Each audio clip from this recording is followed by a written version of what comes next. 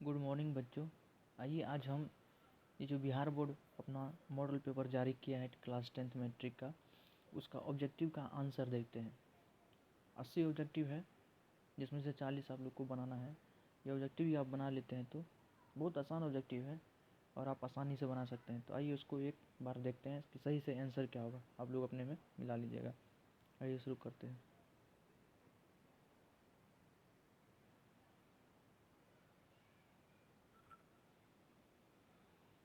पहला क्वेश्चन है, किस दर्पण की फोकस दूरी ऋणात्मक होती है? The focal length of which mirror is negative. तो कनकेव मिरर का यदि आप देखे होंगे तो उसकी फोकस दूरी क्या होती है? तो ऋणात्मक होती है। कनकेव मिरर जिसको अवतल दर्पण भी कहते हैं, उसका फोकस दूरी ऋणात्मक होता है। नेक्स्ट क्वेश्चन,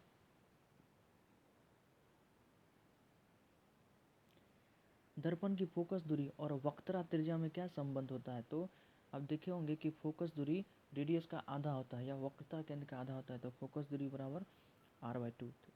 तो इसका आंसर क्या हो जाएगा? 2 का बराबर r/2। बी आंसर हो जाएगा इसका भी। नेक्स्ट क्वेश्चन देखते हैं, सामान्य दृष्टि के लिए स्पष्ट दृष्टि की न्यूनतम दूरी क्या है? तो 25 सेंटीमीटर। तो इसका भी आंसर बी होगा। नेक्स्ट क्वेश्चन देखते हैं, श्वेत प्रकाश का कौन सा रंग वर्ण किसी प्रिज्म से गुजरने के पश्चात सबसे कम झुकता है? तो नीला कलर।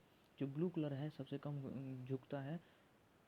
प्रिज्म में आप दिखे भी होंगे कि विबग्योर जब बनता है तो ब्लू कलर सबसे ऊपर आता है, जो जिसका झुकाव सबसे कम होता है। तो इसका भी आंसर क्या हो जाएगा? ब्लू कलर हो जाएगा। नेक्स्ट क्वेश्चन देखते हैं, मानव आंख की रेटिना द्वारा बनाई गई छवि होती है तो रियल एंड इन्वर्टेड, वास्तविक और उल्टा। इसका भी आंसर बी है। तो आप लोग याद मत कीजिए, कर लीजिएगा कैसा, सबका आंसर बी होगा। नेक्स्ट देखते हैं, आकाश का रंग नीला प्रतीत होता है किसके कारण? तो प्रकाश के प्रकलन के कारण। तो इसका भी आंसर बी ही होगा, due to scattering of light. संजोग सबका आंसर बी ही आ रहा है। आगे देखते हैं, किस दर्पण के वस्तु का प्रतिबिंब बड़ा बनता है? तो हम जानते हैं कि समतल दर्पण का जो प्रतिबिंब बनता है वो समान सेम साइज का बनाता है। कॉनकेव मिरर अलग अलग केस में बड़ा भी बनाता है, छोटा भी बनाता है और सेम साइज का भी बनाता है। और उत्तल दर्पण तो हमेशा छोटा ही बनाता है। तो इसका आंसर बड़ा पूछ रहा है तो इसका भी आंसर बी ही होगा।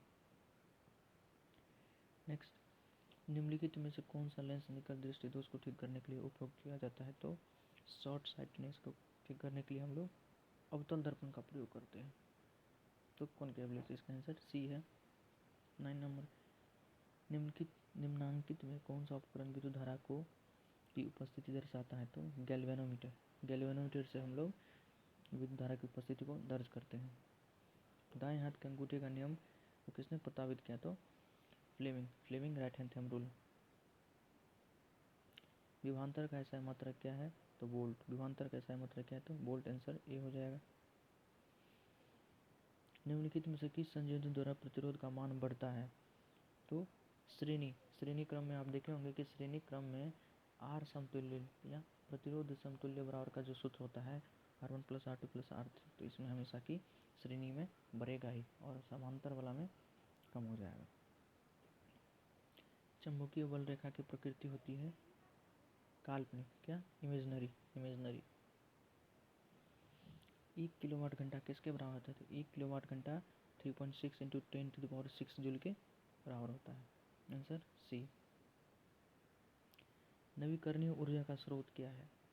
नवीकरणीय ऊर्जा रिन्यूएबल एनर्जी का स्रोत क्या है? तो सोलर एनर्जी इज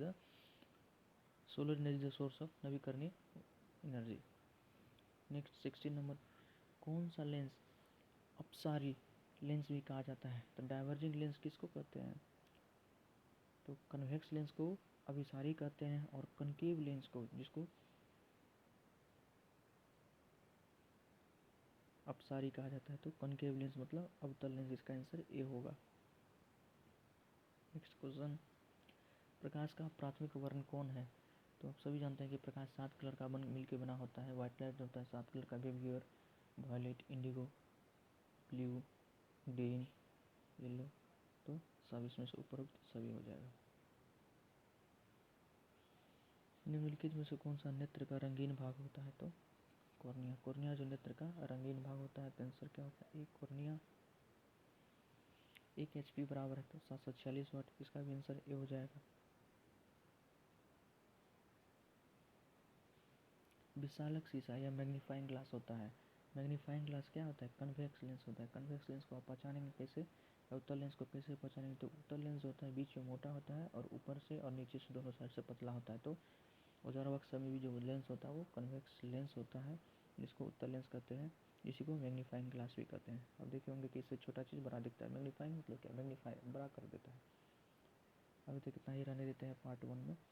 पार्ट 2 में हम लोग आगे देखेंगे 21 से लेके, ये पार्ट 1 है, 21 से लेके 40 तक देखेंगे। अगर आप लोग को अच्छा लगा होगा तो चैनल को सब्सक्राइब कर दीजिए, वीडियो को लाइक कर दीजिए। हम ऐसे ही और बना के देंगे। थैंक यू, धन्यवाद।